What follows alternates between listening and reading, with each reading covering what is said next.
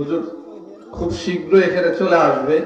আমরা যারা বাহিরে ঘোরাফেরা করছি, আমরা মাঠে এসে অবস্থান করি, যেন হুজুর আসলে আমরা একেবারে হৃদয় উজাড় করে আলোচনা শুনতে পারি। আমরা যারা রাস্তাঘাটে আছি, প্যান্ডলস্থ আমরা চলে আসি।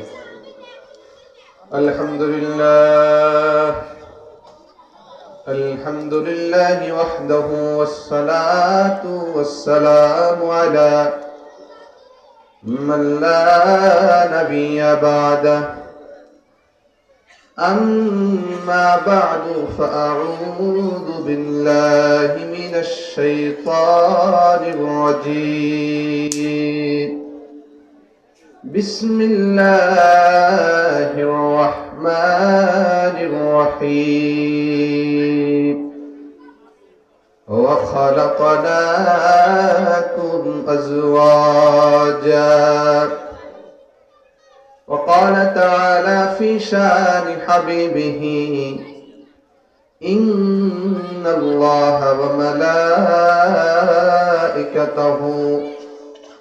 يصلون على النبي يا أيها الذين آمنوا صلوا عليه وسلموا تسليما اللهم صل على سيدنا ونبينا وشفيعنا وحبيبنا ومولانا محمد صلى الله تعالى عليه وعلى آله وأصحابه وبارك وسلم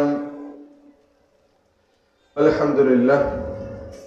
ঐতিহাসিক ফরিদাবাদ তাজবিদুল কোরআন মাদ্রাসা ও এলাকাবাসী যৌথ উদ্যোগে 2 দিনব্যাপী ঐতিহাসিক তাফসীরুল কোরআন মাহফিলের উক্ত অধিবেশনের সম্মানিত সভাপতি, আমাদের যার জন্য আমরা বসে আছি, আমাদের সকলের প্রিয় আস্থাভাজন, সারা বাংলার আলোড়ন সৃষ্টিকারী আলোচক, হাজারো লক্ষ মানুষের হৃদয়ের স্পন্দন আল্লামা ডক্টর কামরুল ইসলাম সাইদ আনসারী দামাত বারকাতুহু আলিয়া আমাদের মাঝে উপস্থিত আছেন। সকলে বলেন আলহামদুলিল্লাহ।